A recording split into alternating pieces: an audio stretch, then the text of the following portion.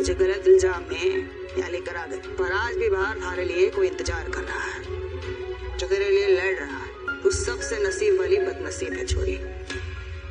आज से मायरा को डांस सिखाने के लिए एक डांस टीचर आने वाली है। मुझे उससे झूठ बोलना पड़ा कि अबीरा ने मुझे डांस टीचर रखने के लिए कहा।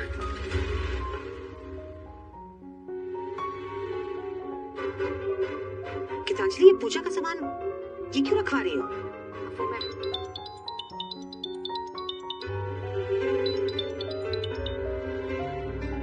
हेलो जी पंडित जी, मैंने फोन किया था। अब वो मुझे आपको ही बताना था कि हम आज की पूजा कैंसिल कर रहे हैं। सॉरी। पूजा कैंसिल क्यों हो गई है? फुल स्क्रीन में देखने के लिए लाइक और सब्सक्राइब करके कमेंट करो। गुड, जिससे आप जूम करके फुल स्क्रीन देख पाओगे और बैकग्राउंड म्यूजिक बंद हो जाएगा। क्योंकि मेरे पति मेरे साथ इस पूजा पे बैठने को तैयार ही नहीं। वो जब तक अभीरा को जेल से छुड़ा के नहीं ले आते, वो मेरे साथ सीधे मुंह बात तक करने को तैयार नहीं है। गीतांजलि, तुम्हें शुरू से पता है कि अरमान अभीरा से कितना प्यार करता है। आपको भी तो पता था ना कि अरमान के पापा उनकी माँ से कितना प्यार करते हैं, लेकिन आप अब तक उनके साथ हैं। मेरे हालात कुछ और थे और गीतांजलि तुम्हारे हालात कुछ और हैं। मैं जानती हूँ। दादी साहब ने जबरदस्ती अरमान के पापा के साथ आपकी शादी करवाई थी, लेकिन तब भी आपको तो पता था ना कि शिवानी आंटी कहाँ है। लेकिन आपने अरमान को या उनके पापा को फिर भी नहीं बताया, क्योंकि अपना प्यार और अपना परिवार अपने पास रखने के लिए इंसान सब कुछ करता है, जैसे तब आपने किया और आज ठीक वैसे ही मैं कर रही हूँ। क्योंकि मेरा वो फैसला, उसकी वजह से मैं अपने अरमान को हमेशा के लिए खो देती, इसीलिए। पर खोया तो नहीं ना। अरमान और उनके पापा दोनों ही आपके साथ हैं, दोनों आपसे प्यार करते हैं।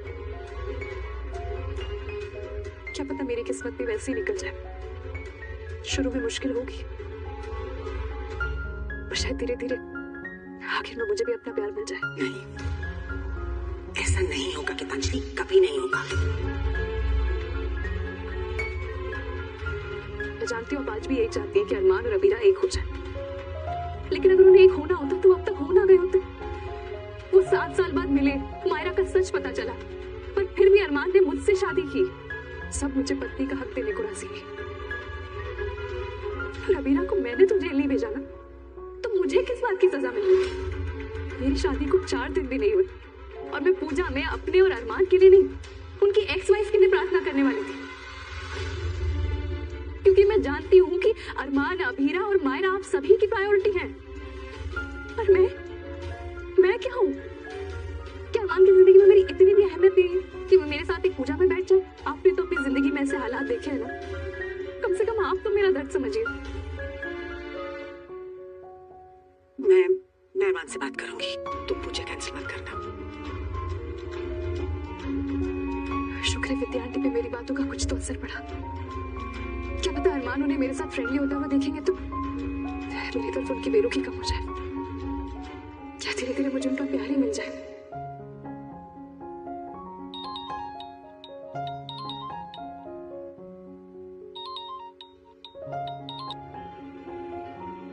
हेलो, मैं मिट्टी मल्होत्रा बोल रही हूँ फ्रॉम चंडीगढ़। एक्चुअली मेरे पति को किसी ने झूठे इल्जाम में फंसा दिया है और आप भी मुझे बचा सकते हैं। मिट्टी जी, आई एम रियली सॉरी, पर मैं अपनी प्रैक्टिस बहुत साल पहले ही छोड़ चुका हूँ। मैं एक पर्सनल केस हैंडल करने के लिए लौटा हूँ और इस केस के बाद मुझे नहीं लगता कि मैं अपनी प्रैक्टिस फिर से रिज्यूम करूंगा। I am really sorry. Sir please sir, मैंने और आकाश ने बहुत मेहनत से हमारी दुनिया बनाई है और आज मेरी दुनिया बहुत खतरे में है। मेरी फैमिली, मेरी पहचान है और मेरी पहचान खतरे में है। मैंने आपसे कहा ना, मैं अब। सर प्लीज सर, मेरा बेटा दिन रात मुझसे सवाल पूछता है, मुझे कुछ समझ में नहीं आ रहा है कि मैं उसको क्या जवाब दूं। उसके पापा एक ऐसी गलती की सजा काट रहे हैं। फुल स्क्रीन में देखने के लिए लाइक और सब्सक्राइब करके कमेंट करो। गुड, जिससे आप जूम करके फुल स्क्रीन देख पाओगे और बैकग्राउंड म्यूजिक बंद हो जाएगा। बिलीव मी मिट्टी जी, अगर कोई आपकी सिचुएशन समझ सकता है तो वो मैं हूँ। मैं भी एक बेकसूर अपने के लिए लड़ रहा हूँ। मेरी बेटी के सवालों के भी मेरे पास कोई जवाब नहीं है, बट डोंट वरी, मेरे चंडीगढ़ में कुछ कॉन्टैक्ट्स हैं, मैं उनसे बात करता हूँ। Thank you sir, thank you so much and I am sorry sir. अब पहले से इतने स्ट्रेस थे और मैंने आपको और भी परेशान कर दिया, पर अब बस मेरी हिम्मत टूटने लगी है सर। मिट्टी जी, अगर आपकी हिम्मत टूट गई तो आकाश जी की उम्मीद भी टूट जाएगी। हमें अपनों के लिए लड़ना होगा। आप ठीक कह रहे हैं अरमान सर। आई विश अपनी बेटी को कहने के लिए भी मेरे पास कुछ होता। एक बात बोलूं सर, बच्चों के ख्याल, उनके सवाल सब अनफिल्टर्ड होते हैं। वो कभी कभी ऐसे सवाल भी पूछ लेते हैं जिनके जवाब ढूंढने से हम डरते हैं, डर का सामना कर सके तो शायद बच्चों के सवालों का जवाब भी दे पाएंगे। शायद। आपकी हेल्प के लिए thank you so much sir. भगवान करे आप ये केस जीत जाए। Thank you.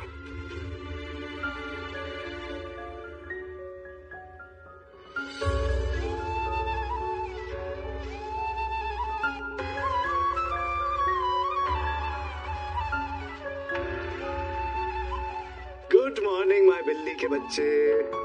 बाथटब में छप छप करके कौन नाई नहीं करेगा? मैं नहीं करूंगी। माहिरो आपको नहाना नहीं है?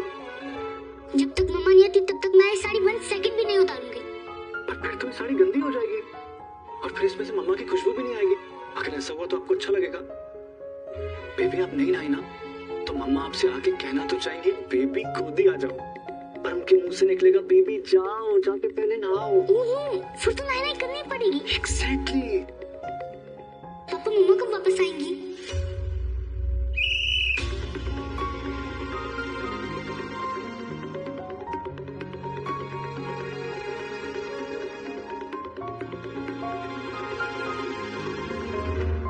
सो सॉरी मैम, आप हमें 2 घंटे दीजिए, हम सारा काम खत्म कर देंगे। 12 घंटे दिए थे, अब तुम्हें 1 सेकंड और नहीं दे सकते और अगले कुछ दिनों के लिए तुम्हारे विजिटेशन राइट कैंसिल किए जाते हैं। अगले कुछ दिनों तक तुम किसी से नहीं मिलोगी। बेटा जो आप चाहते हो आपको जरूर मिलेगा, पर मैं प्रॉमिस नहीं कर पाऊंगा। मम्मा को वापस लाने की कोशिश भी नहीं करोगे? ये किसने कह दिया आपसे? मैं बस कोई प्रॉमिस नहीं करूंगा, क्योंकि जब भी प्रॉमिस पूरा करने का प्रेशर पड़ता है ना मेरे ऊपर, मैं सब गड़बड़ कर देता हूँ। इसलिए अब नो प्रॉमिस। पर हाँ, मैं मम्मा को जेल से छुड़ाने के लिए जमीन आसमान एक कर दूंगा। आप ये सब मुझे स्कूल भेजने के लिए कह रहे हो ना? मैं नहीं कर लूंगी, पर स्कूल नहीं जाऊंगी। ठीक है मत जाना। वैसे मम्मा ने मुझे आपके लिए कुछ और भी करने के लिए बोला है। क्या? छोड़ो, आप मानोगी थोड़ी? मम्मा ने जो भी बोला मैं मानूंगी। मैं भी नहीं। पक्का? मम्मा ने मुझे आपके लिए डांस टीचर रखने के लिए कहा है। क्या हुआ? कुछ नहीं। बिल्ली के बच्चे अपनी बिल्ली से झूठ नहीं बोलते। बताओ आप क्या सोच रहे हो? पापा मम्मा कोर्ट कर आए, फिर भी मेरे स्कूल के बच्चों ने उनके बारे में बैड बोला। चाचू और चाची ने भी। इसलिए मेरे मिस्टर हार्ट को फियर आ गया। अगर डांस टीचर ने मम्मा के बारे में रॉन्ग बोला तो? I'm so sorry बेबी, आपको अपनी मम्मा के बारे में रॉन्ग सुनना पड़ा। I promise, आपकी डांस टीचर आपसे ऐसा कुछ नहीं कहेंगे। और अगर फिर भी कोई कुछ बोलता है तो हमें क्या करना चाहिए? इग्नोर। क्यों? क्योंकि झूठ को इग्नोर करते हैं। ये हुई ना बात। भले कोई कुछ भी बोले, 100 बार बोले, पर आपकी मम्मा वर्ल्ड की बेस्ट मम्मा है। ओके? पापा आज मम्मा से मिलोगे? बस बेटा अभी जा ही रहा हूँ। उनसे कहना कि वो फास्ट आए। मुझे उनकी और उनकी वाली नूडल्स की मिसिंग हो रही है। नहीं मैम, आप विजिटेशन राइट्स कैंसिल मत कीजिए। मैम अरमान से मिल नहीं पाऊंगी, मुझे उससे बात करनी है। मुझे पोकी के बारे में जानना है। वहाँ चली गई। तुझे सोने का बड़ा शौक है ना अभीरा? अब तुझसे कोई मिलने नहीं आएगा। अब तू सो, सारा दिन सो। तू बस सोती रहे, कोई डिस्टर्बेंस नहीं होगी। अभीरा, तू सो कैसे सकती है? जब से तो यहाँ आई है ना ठीक से खाना खाया है ना आराम किया है। कल तूने संध्या की डिलीवरी कराई, हार्ट में चोट खाई है। हरे मशीन को भी चार्ज करना पड़ता है। तू तो फिर भी इंसान है। शरीर थक गया है तेरा, लेकिन तेरा मन लगातार सवाल पूछ रहा है। अपनी बेटी के पास वापस जाने के बाद ही मेरा मन शांत होगा जलेबी भाई। ये बावड़ी कोई सपना नगरी में नहीं रहती जहाँ मन और आत्मा की खुशी जरूरी हो। कैद खाना है कैद खाना, अपने शरीर को खुराक दे, ठीक से खा, वरना ये पत्थर की दीवारें एक दिन तुझे तोड़ देगी। दिल से नहीं दिमाग से काम ले। इस चिंता में नहीं सोती थी ना कि तेरी बेटी कहाँ है। अब तो तुझे पता है तेरी बेटी सारी रात देख रही है घर में। ना सो के क्या मिलेगा? तुझे अपने वकील से मिलना था ना, ऐसे मिलेगी? अध मरी अध सोई, और जब मिलेगी तो क्या जवाब देगी? तो कोई सवाल पूछेगा तो ऐसा जवाब दे पाएगी? तुझे ऐसे देख के उसकी हिम्मत टूट जाएगी। अमाना तुझे गलत इल्जाम में यहाँ लेकर आ गए, पर आज भी बाहर थारे लिए कोई इंतजार कर रहा है, जो तेरे लिए लड़ रहा है। तू सबसे नसीब वाली बदनसीब है छोरी।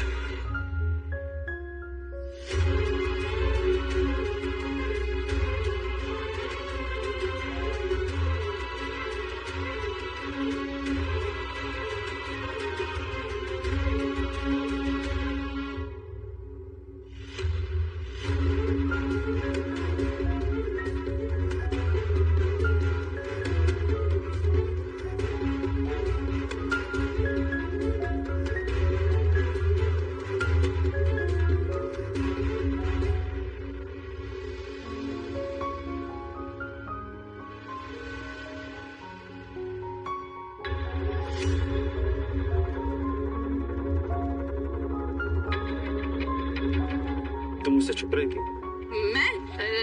नहीं तो मैं तुमसे क्यों छुपने लगी? ओके, तो तुम यहाँ क्या कर रही हो?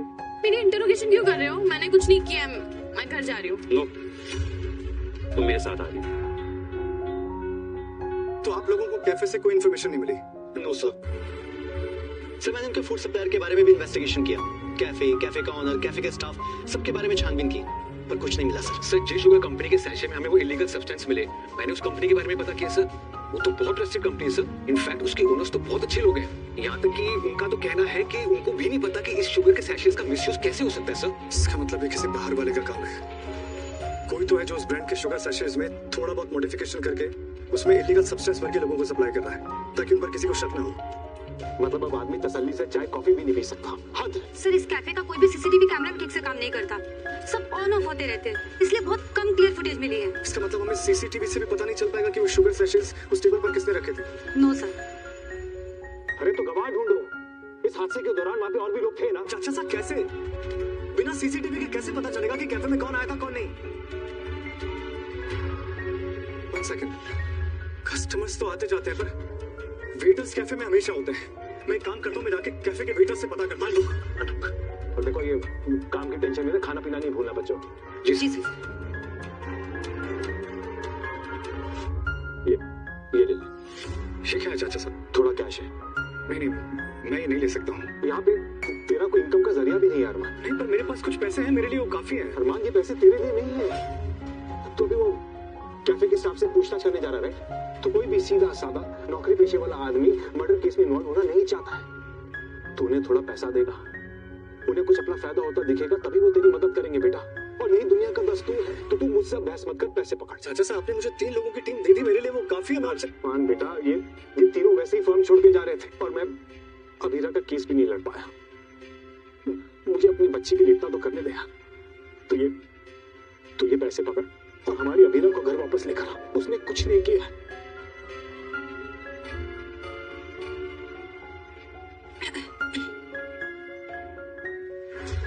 मैं नीचे जाता हूँ। गीतांजलि मैं पहले ही कह चुका हूँ, मैं पूजा में नहीं आने वाला हूँ। ठीक है, पर आप आके कम से कम तिलक तो लगवा लीजिए, कलावा बनवा लीजिए। मेरे लिए नहीं अरमान, अभीरा की वापसी के लिए और इस घर की सुख शांति के लिए।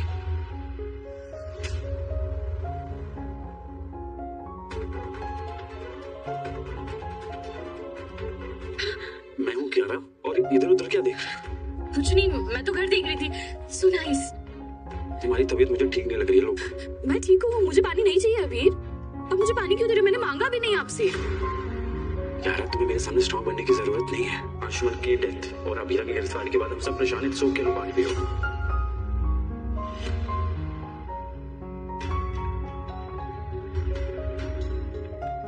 और पानी मिलेगा प्लीज? जूस चलेगा? मुझे जूस ले आ जाओ। कोल्ड ड्रिंक होगा ना घर पे? यार तुम इतनी घबराई क्यों हो? सब ठीक है ना? तुझे जूस कोल्ड ड्रिंक नहीं चाहिए, तुझे जो चाहिए वो तेरे हाथ में। सर्च ने अभी तो दिया है, खुद को रोक मत किया ना, जस्ट गो फॉर इट। क्या तुम इतनी घबराई? Shut up. इलीगल सब्सटेंसेस नहीं लेने की आराम नहीं आता, छोड़ दिया। नो नहीं नहीं नहीं नहीं नहीं नहीं नहीं नहीं नहीं नहीं नहीं क्यों नहीं नहीं नहीं नहीं इनका सब्सटेंसेस लेती हो।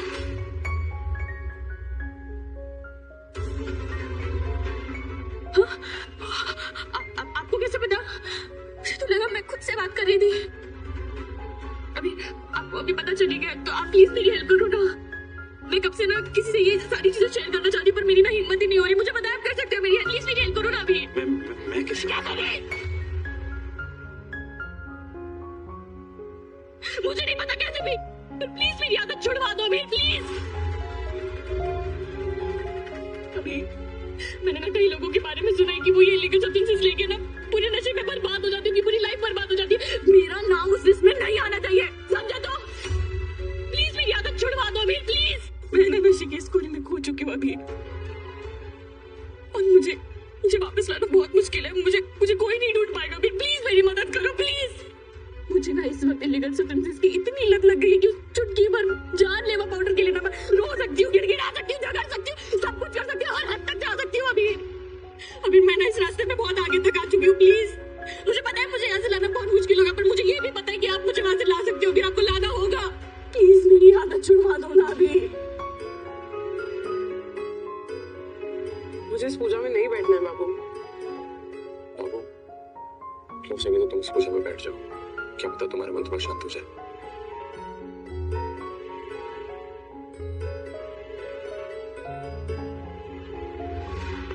अरमान कहाँ है?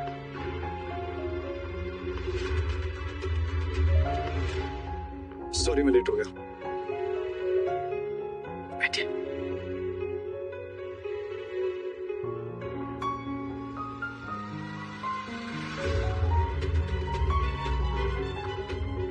आज से मायरा को डांस सिखाने के लिए एक डांस टीचर आने वाली है। मुझे उससे झूठ बोलना पड़ा कि अबीरा ने मुझे डांस टीचर रखने के लिए कहा। प्लीज आप लोग भी उसे सच मत बताइएगा। अबीरा के जाने के बाद मायरा की लाइफ रुक सी गई है। ना वो स्कूल जाती है ना खेलने जाती है, एटलीस्ट डांस तो करे। उससे झूठ बोलते हुए मुझे बहुत बुरा लग रहा था, पर वो अबीरा का नाम लेने से डांस टीचर के लिए मानी है।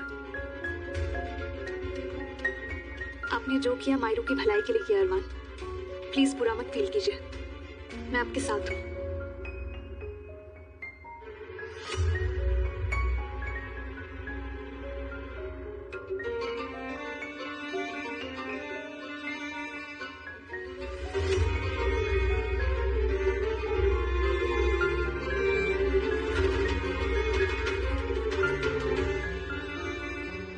अनफॉर्चुनेटली मायरा अब ये इस घर की बहू है। इन्होंने ना आपके पापा से शादी कर दी।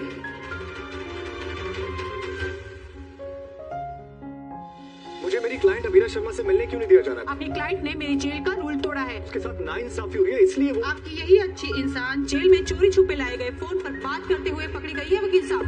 भगवान जी मुझे कोई सिग्नल दे रहे हैं, जैसे कुछ गलत होने वाला है। अंकल जेल कहाँ है? समय की रेत फिसल रही थी और हर बीतता पल अभिरा की उम्मीदों को कम कर रहा था। लेकिन कुछ कहानियों में जब सब खत्म होता दिख रहा होता है, तभी एक नई शुरुआत होती है। जैसे ही घड़ी ने आखिरी बार टिक किया, एक नाम गूंजा, अरमान।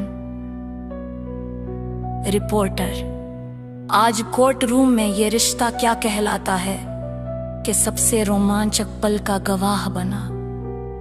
जब अभिरा की उम्मीदें बिखरने वाली थीं, तब अरमान एक हीरो की तरह सही समय पर पहुंच गए।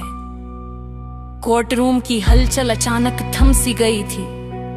हर निगाह उस शख्स पर टिकी थी जो दरवाजे से दाखिल हुआ था, एक सूट में, जिसकी आंखों में सालों की तपस्या और एक अलौकिक दृढ़ संकल्प झलक रहा था। उसकी चाल में एक अदम्य शक्ति थी जो उस पूरे माहौल को एक पल में बदल देने का मादा रखती थी। और अभिरा जो अपनी हार मान चुकी थी, जिसकी आंखों से आंसू सूख चुके थे। उसने एक क्षण के लिए सोचा कि ये उसकी कल्पना है, कि उसकी आखिरी उम्मीद ने एक मिथ्या रूप ले लिया है, पर नहीं, ये अरमान ही था। उसका अरमान, जिसने कभी उसे वचन दिया था कि वो हमेशा उसके साथ रहेगा, चाहे दुनिया उसके खिलाफ क्यों ना हो। और आज वो अपनी उस प्रतिज्ञा को निभाने आया था, एक ऐसे क्षण में जब सब कुछ खत्म होने को था, जब न्याय की देवी भी अपनी आंखें मूंदने वाली थी, जब सारी दलीलें बेमानी लगने लगी थीं और विरोधी पक्ष का वकील अपनी जीत का जश्न मनाने को आतुर था। तभी अरमान ने कदम रखा। उसकी उपस्थिति मात्र से हवा में एक नई ऊर्जा का संचार हुआ, जैसे तूफान के बाद अचानक से सूरज की किरणें फूट पड़ी हों। और उसकी आंखों में अभिरा के लिए वही पुराना सच्चा प्यार था, वही भरोसा जिसकी उसे सबसे ज्यादा जरूरत थी। और एक पल के लिए अभिरा का दिल धड़कना भूल गया, फिर एक तीव्र गति से धड़कने लगा, जैसे इतने सालों बाद उसे फिर से जीने की वजह मिली हो। उसके होठों से एक अस्फुटित चीख निकली, अरमान, पर आवाज गले में ही घुट गई थी। और अरमान ने बिना किसी भ्रम के सीधा जज की तरफ देखा। उसकी आवाज में एक अजीब सी खनक थी, एक ऐसी गंभीरता जो किसी भी संशय को दूर कर सकती थी। मी लॉर्ड, मैं अपने पक्ष की दलील पेश करना चाहता हूँ। मेरे पास महत्वपूर्ण सबूत है जो इस मामले की सच्चाई को उजागर करेंगे और मेरी मुफक्किल अभिरा गोयनका की बेगुनाही साबित करेंगे।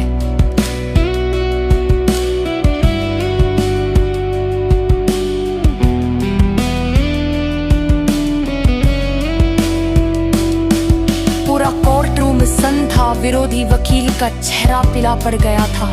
उसके सारे सपने, उसकी सारी साजिशें एक ही पल में ढहती नजर आ रही थी। उसने तुरंत आपत्ति दर्ज कराई। ऑब्जेक्शन माय लॉर्ड, ये व्यक्ति इतने समय से कहाँ था? अंतिम सुनवाई में अचानक आकर ये किस तरह के सबूत पेश कर सकता है? ये सिर्फ कार्यवाही में देरी करने की चाल है। अरमान ने शांत रहते हुए पूरी दृढ़ता से जवाब दिया, माय लॉर्ड, मैं आपकी अनुमति चाहता हूँ कि मैं अपनी अनुपस्थिति का कारण और इन सबूतों के महत्व को संक्षिप्त में समझा सकूं। ये सबूत सिर्फ किसी व्यक्ति विशेष को नहीं बल्कि न्याय को बचाने के लिए आवश्यक है। जज ने अपनी गंभीर आंखों से अरमान को देखा, फिर अभिरा की तरफ, जिसकी आंखों में अब उम्मीद की एक नई चमक थी, और उन्होंने फैसला सुनाया। ठीक है मिस्टर अरमान, आपको अपने पक्ष के लिए 5 मिनट का समय दिया जाता है। यदि आपके सबूत प्रासंगिक नहीं हुए तो आपको मानना का सामना करना पड़ेगा। अरमान ने सिर झुकाकर धन्यवाद दिया और फिर उसकी निगाहें अभिरा पर पड़ी। एक क्षण के लिए उनकी आंखें मिली और उस एक पल में उन्होंने एक दूसरे को सब कुछ कह दिया। सालों की जुदाई का दर्द, गलतफहमी की खाई और अब एक नई शुरुआत की आशा। यहीं से कहानी ने एक नया मोड़ लिया, एक ऐसा मोड़ जो सिर्फ अरमान के आने से ही संभव था, क्योंकि अरमान के बिना अभिरा की दुनिया सिर्फ अंधेरा थी। एक ऐसा अथाह अंधेरा जहां उसे कभी कोई रोशनी नहीं दिखी थी।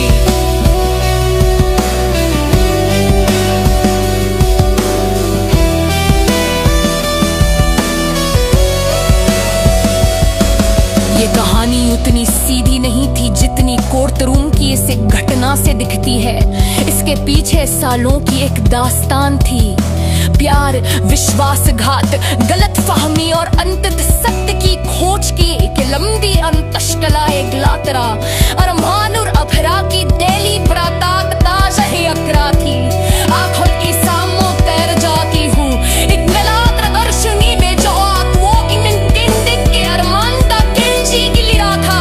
वो तेंदी बिसिस में उगते हुए कोई ते नीचे सन्निध निंदा तो था बिरहा था। आशा का अरंपोलिश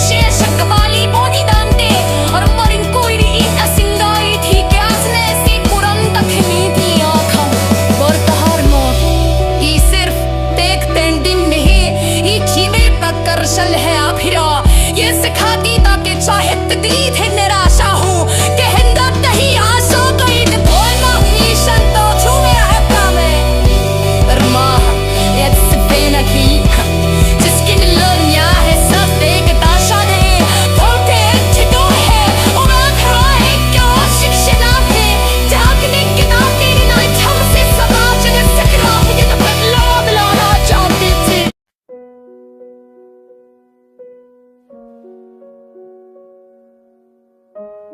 दरवाजा बंद होने वाला था और एक पल की देरी सब कुछ खत्म कर सकती थी।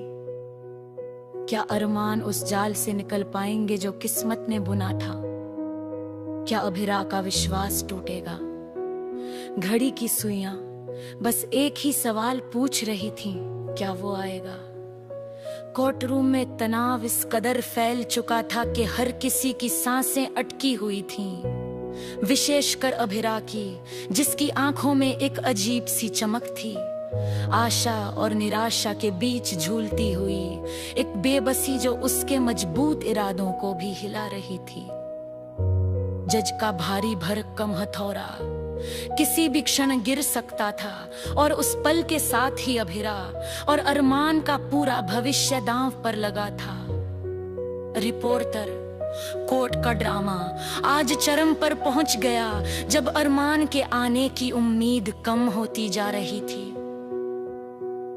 यह सब कृष की चालाकी या किस्मत का खेल था, लेकिन आखिर में सबने देखा कि अरमान और अभिरा की जोड़ी ने हर मुश्किल का सामना किया। अदालत के भीतर न्यायाधीश मिश्रा की आंखें बार बार घड़ी की ओर जा रही थी। उनका चेहरा सख्ती से तना हुआ था, लेकिन उनके भीतर भी एक अजीब सी बेचैनी थी। ये एक ऐसा मामला था जो सिर्फ जमीन जायदाद के बंटवारे का नहीं, बल्कि परिवारों और रिश्तों की मर्यादा का भी था। और ये मामला अरमान जैसे युवा और होनहार वकील के करियर का भी सवाल था। अभिरा, जो आज अकेली ही अरमान की जगह बचाओ पक्ष की पैरवी कर रही थी, उसने अपनी पूरी ऊर्जा झोंक दी थी। उसके माथे पर पसीने की बूंदें चमक रही थी। उसकी आवाज में थकान थी, लेकिन समर्पण और दृढ़ता भी साफ झलक रही थी। उसने हर तरफ हर सबूत को ऐसे पेश किया था मानो वो उसकी अपनी जिंदगी का आखिरी दांव हो, और सच भी यही था। विपक्षी वकील कृष, जो अरमान का चचेरा भाई और बचपन का प्रतिद्वंदी भी था, उसकी आंखों में एक अजीब सी चमक थी, जीत की खुशी और एक छिपी हुई दुर्भावना। वो जानता था कि अरमान के बिना अभिरा कितनी देर तक टिक पाएगी। उसने अपने साथियों को एक हल्की सी मुस्कान दी, मानो वो जीत की घोषणा कर रहा हो, और हर जाती हुई मिनट उसके पक्ष में जा रही थी। मैडम अभिरा, आपके पास अब बस 5 मिनट बचे हैं, जज ने अपनी भारी आवाज में कहा, जो कोर्ट रूम की शांति में गूंज उठी। अगर आपके क्लाइंट मिस्टर अरमान इन 5 मिनटों में नहीं आते हैं, तो हमें फैसला सुनाना होगा। अभिरा का दिल धक से रह गया। 5 मिनट, ये सिर्फ 5 मिनट नहीं थे, ये उसकी सारी उम्मीदों का अंतिम समय था। उसने अपनी कलाई घड़ी देखी, फिर कोर्ट रूम के मुख्य दरवाजे की ओर, जहां उसकी आंखें हर गुजरते पल के साथ और अधिक बेचैन हो रही थी। क्या वो आएगा? क्या वो सच में आएगा? अरमान ने वादा किया था, उसने कहा था कि वो आएगा चाहे कुछ भी हो जाए, लेकिन आज सुबह से ही सब कुछ गलत हो रहा था। उसे शहर से बाहर एक पुराने क्लाइंट से मिलने जाना था, जिसके कुछ जरूरी कागजात इस केस से जुड़े थे। वो सुबह जल्दी निकला था, लेकिन फिर उसका फोन बंद हो गया था और उसके बाद कोई खबर नहीं आई थी। अभिरा ने अपनी सारी हिम्मत बटोर कर एक बार फिर से अपनी बात रखी। योर ऑनर, मैं आपसे थोड़ा और समय चाहती हूँ। मिस्टर अरमान के पास एक बहुत ही महत्वपूर्ण सबूत है जो इस केस की पूरी दिशा बदल सकता है। उन्हें बस थोड़ा और समय चाहिए। समय की कमी हमें भी है मैडम, जज ने धैर्य खोते हुए कहा।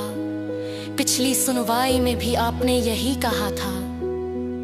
अदालत को लगता है कि ये जानबूझकर फैसले में देरी करने का एक तरीका है। कृष्ण ने मौके का फायदा उठाया। योर ऑनर, ये सिर्फ समय खराब करने की कोशिश है। मिस्टर अरमान जानबूझकर अनुपस्थित हैं क्योंकि उनके पास कोई नया सबूत है ही नहीं। ये सिर्फ एक चाल है। अभिरा ने घूर कर कृष्ण को देखा। उसकी आंखों में आग थी, लेकिन वह जानती थी कि उसे शांत रहना होगा। उसे अपनी सारी ऊर्जा अरमान पर विश्वास बनाए रखने में लगानी होगी। कोर्ट रूम में फुसफुसाहट तेज हो गई। पत्रकार अपने कैमरों और नोटबुक्स के साथ तैयार थे, हर पल को कैद करने के लिए उत्सुक। ये मामला पूरे शहर में चर्चा का विषय दिन ब्या था और अरमान का था।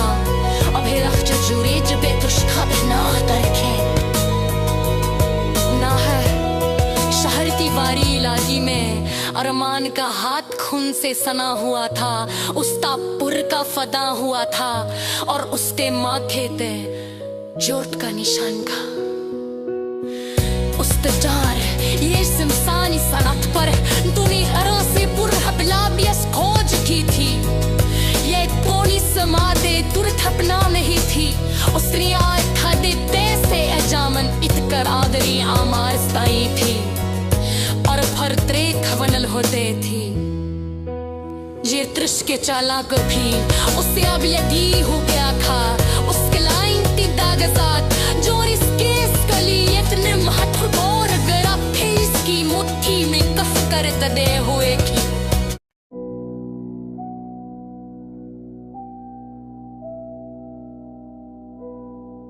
जब अभिरा ने मायरा के शब्द पढ़े तो हर लफ्ज में उसे अरमान का प्यार दिखा। एक ऐसा प्यार जो मायरा के स्याही भरे पन्नों से रिसकर बाहर आ रहा था। मानो हर अक्षर अरमान की आत्मा का टुकड़ा हो जो मायरा ने बेरहमी से चुराकर अपनी कलम से उकेरा था। अभिरा उन पन्नों को अपने हाथों में कसकर पकड़े हुए थी। उसके दिल की धड़कनें बेतहाशा तेज हो रही थी। हर वाक्य, हर शब्द उसके भीतर एक तूफान खड़ा कर रहा था। मायरा ने बड़ी ही निर्ममता से अरमान और अभिरा के रिश्ते को तोड़ने की कोशिश की थी। ये पत्र भी उसी साजिश का एक हिस्सा था जहां मायरा ने अरमान की भावनाओं को तोड़ मरोड़ कर पेश किया था। ये दिखाने की कोशिश की थी कि अरमान कितना स्वार्थी और धोखेबाज है, लेकिन अभिरा की आंखों को, उसके दिल को, उस प्रेम को पहचानने में देर नहीं लगी जो मायरा की नफरत की परतों के नीचे छिपा हुआ था। मायरा ने लिखा था, अरमान मुझसे दूर नहीं रह पाता। उसकी हर सांस में मेरा नाम है। वो मुझसे प्यार करता है। अभिरा तुम कुछ भी कर लो, तुम उसे मुझसे छीन नहीं सकती। अभिरा को इस वाक्य में ना केवल मायरा का झूठ दिखा बल्कि अरमान की बेबसी भी एक झलक की तरह उसके सामने आई थी। अरमान ने मायरा को कभी प्यार नहीं किया था, ये वो जानती थी। तो फिर मायरा ऐसा क्यों लिख रही थी? क्या वो अरमान पर कोई दबाव डाल रही थी? ये सवाल उसे भीतर ही भीतर खाए जा रहा था। उसने आगे पढ़ा। उसने मुझसे कहा कि वो तुम्हारे साथ खुश नहीं है, कि तुम उसके लिए बोझ बन गई हो। वो आज भी मेरे सपनों में आता है और कल भी आएगा। इस बात पर अभिरा की आंखों में आंसू आ गए थे क्या? अरमान सच में ऐसा सोचता है, लेकिन फिर उसे अरमान की आंखें याद आई। वो आंखें जिनमें हमेशा उसके लिए असीम प्यार झलकता था, वो आंखें जो कभी झूठ नहीं बोल सकती थीं। उसे याद आया वो पल जब अरमान ने मुश्किल से मुश्किल घड़ी में भी उसका साथ नहीं छोड़ा था। जब पूरा परिवार उसके खिलाफ था, तब अरमान अकेला चट्टान की तरह उसके साथ खड़ा रहा था। मायरा के ये शब्द बस उसकी चाल का एक हिस्सा थे। उसे अरमान पर पूरा विश्वास था। अभिरा उसे पढ़ती रही, हर वाक्य एक नए रहस्य का पर्दाफाश कर रहा था। हर शब्द अरमान की बेबसी और उसके अनकहे दर्द की कहानी बयां कर रहा था। मायरा ने बड़ी ही चालाकी से अरमान की भावनाओं को अपना हथियार बनाने की कोशिश की थी, ये दिखाने के लिए कि अरमान कितना कमजोर है, कितना दुविधा में है। लेकिन अभिरा को उन शब्दों में कोई कमजोरी नहीं दिखी। उसे तो बस अपने अरमान का अटूट निस्वार्थ प्रेम दिखा। ये प्रेम जो हर बाधा को पार कर गया था, जो हर छल को चीर कर सत्य की तरह चमक रहा था।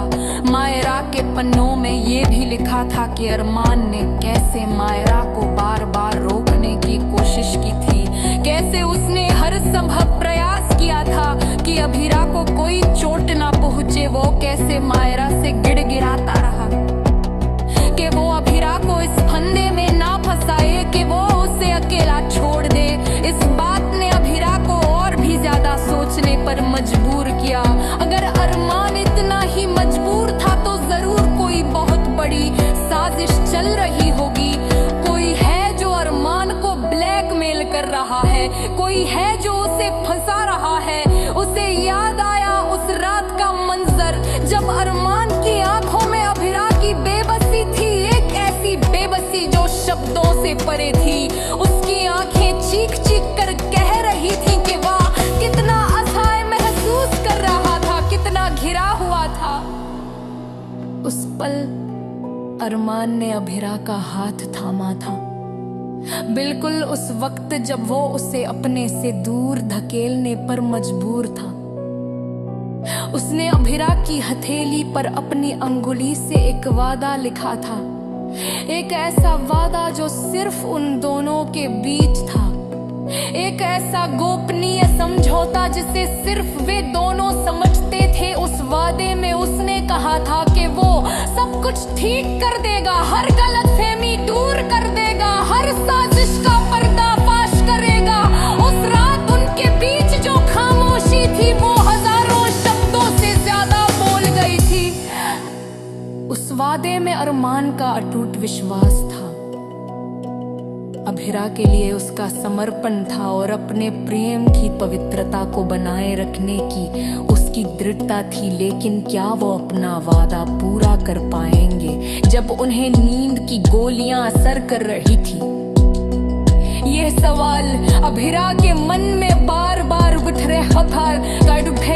था क्षमता के बराबर से घेर के खाब जानते थी बेरमान तभी जात बूझ दे हमसे चौथ रही को जा संता वो इतमोड ही समझती थी कि उसे फसाया जा रहा।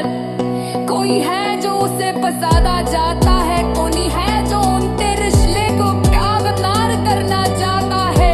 उस कर्जू पतिरा ने मायरा के लचवे हुए शब्दों में अरमान कुछ दे हिम्मत यार को के रखाना दे। उसके घर में एक तीस उठरी एक कर जो सी कहवाई तक ठीक दया वो कर गस बात तन मही खा दे अरमान पे उसे छोड़ दिया था। एक तरफ था कृष का धोखा जिसने अभिरा के जीवन में अंधकार भर दिया था, और दूसरी तरफ था अरमान का दृढ़ संकल्प जो उसे उस अंधेरे से बाहर निकालने की हर संभव कोशिश कर रहा था। ये सिर्फ एक कानूनी केस नहीं बल्कि एक गहरी मनवीय जंग थी जहां अरमान ने अभिरा के विश्वास को बचाने के लिए अपने करियर, अपने सम्मान और अपनी रातों की नींद को दांव पर लगा दिया था। क्या उनकी ये अटूट मेहनत और निष्ठा रंग लाएगी? क्या वे